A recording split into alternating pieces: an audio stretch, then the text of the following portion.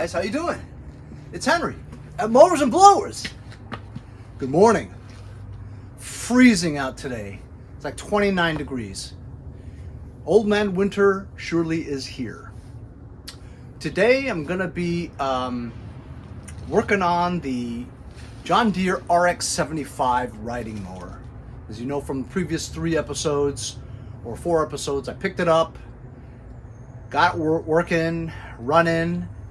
This thing starts, runs, drives, mows, and there's nothing else wrong with it other than the fact that it's rusted to heck in the front area. So I listed it for $375 locally as is with the rust. I figured if I don't sell it now until next spring, which I don't think I will,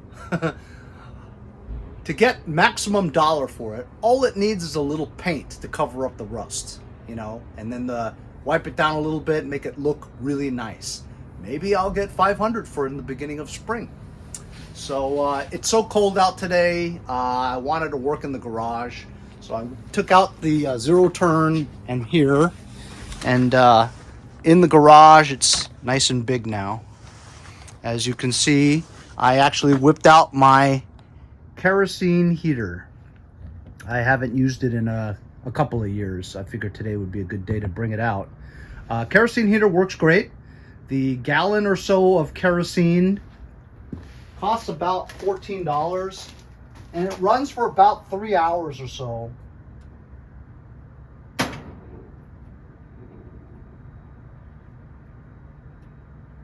I have to get used to how it works.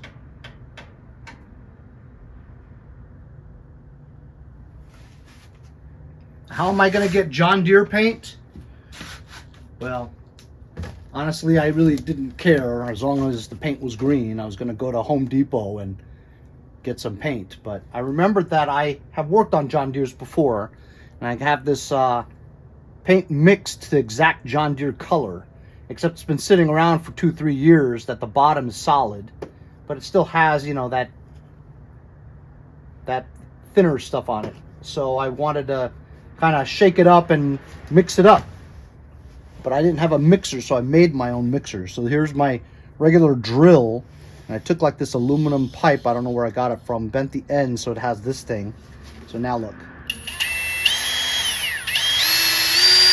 I can kind of mix it up, you know what I mean?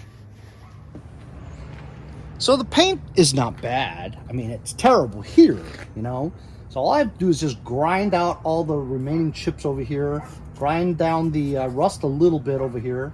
Honestly, I just want it to appear in decent shape. This thing just drives the value of it down big time, you know? But there's no rot or anything, it's just the paint chipping, you know what I mean? So that was one of the reasons why I decided that I was gonna go forward with fixing this, is because there's no rot. It's just the paint is bad. So I was gonna get spray paint, but then with this, you need to prime it first with some primer to give it that fill, you know, because if you just sprayed it on there, it'd be too thin. So I was gonna just spray it with some gray primer and then go over it with any green, but the green definitely would not match. But I figured if I just brushed it on the thick acrylic paint over there, if it's pliable, maybe I'll have enough to finish it, you know? So now we're gonna just try to mix this thing up without making a complete mess.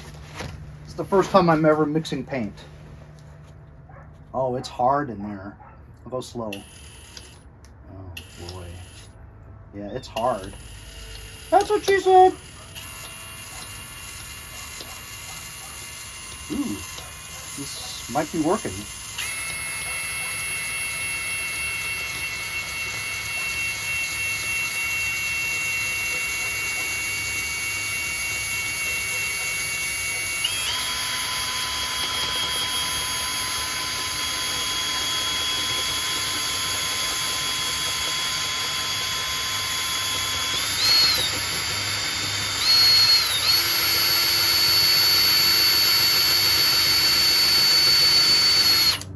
Looks really dark though. Actually, no, I don't think I'm getting the hard stuff at all. Uh-oh.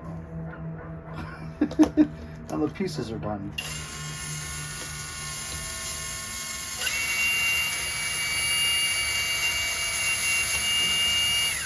Anyway, I'm going to try to mix up this paint as much as I can. Hopefully it'll be good enough to use. Doubt it though, look at it. It's all sandy.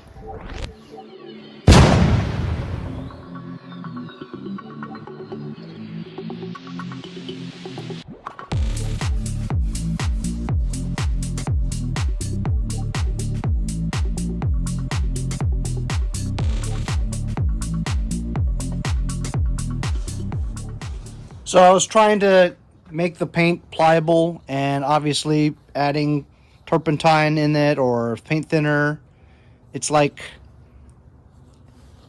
this sandy substance, so there's no way this is going to work. So I'm going to have to try to primer it first and then get some green spray paint. I did find some yellow over there. It doesn't really need that much yellow, so maybe I won't use it, but it's there. But look at that. Can't use that. It's all sandy. Chunks and chunks of dried paint. This paint's done.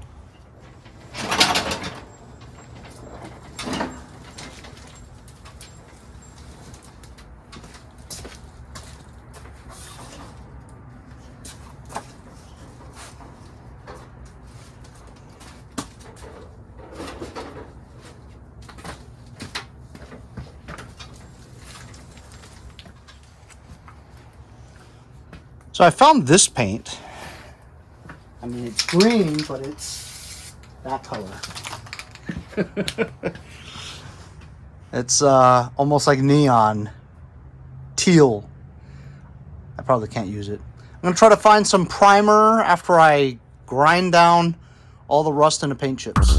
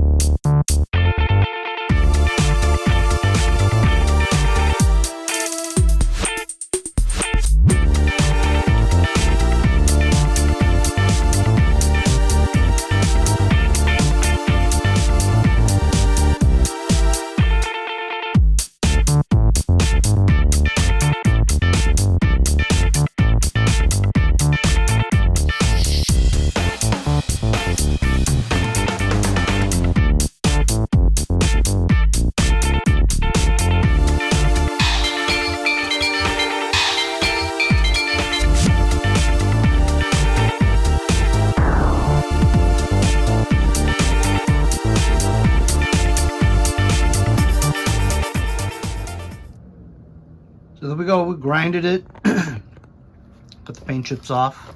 I was just trying out all my paint stash, and I don't have any primer that's good enough to use. Barely comes out, you know, you're not going to be able to cover this large amount of space.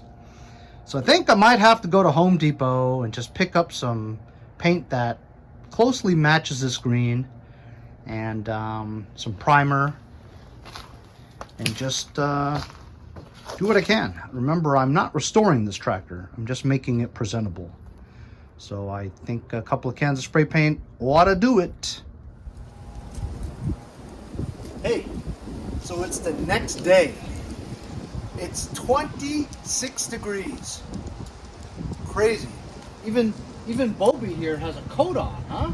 Right, Bobby? The Bobster. Anyway,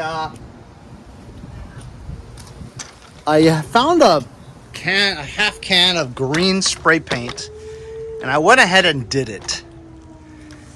And to be honest with you, I was standing there looking at it. I'm going,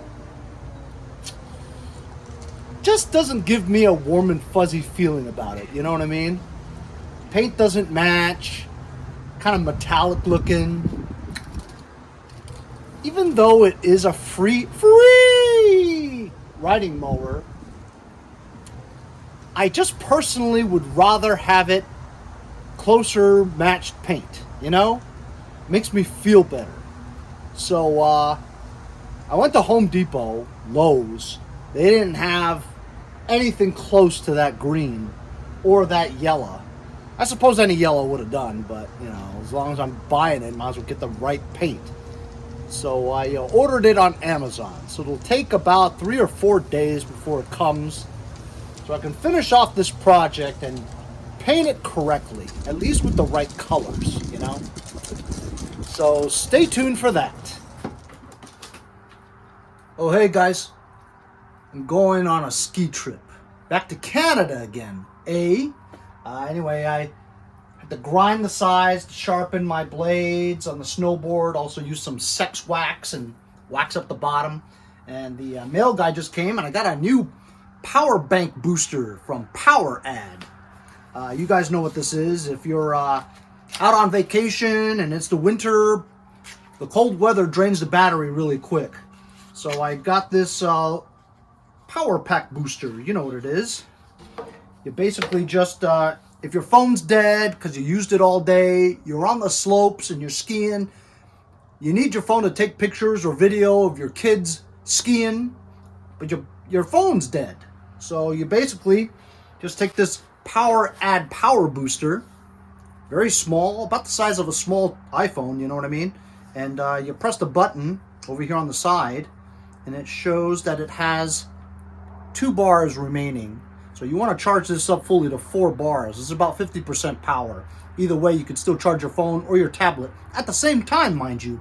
So this has your USB, your USB-C, and your standard micro USB ports. So you can plug in your wire and charge your phone, put it in your pocket while you're skiing or whatever you're doing. It's great to have. It's very handy. It's called PowerAd. It's very inexpensive on their Amazon store. I'll leave a link in the description if you guys want one, and we'll see you guys later.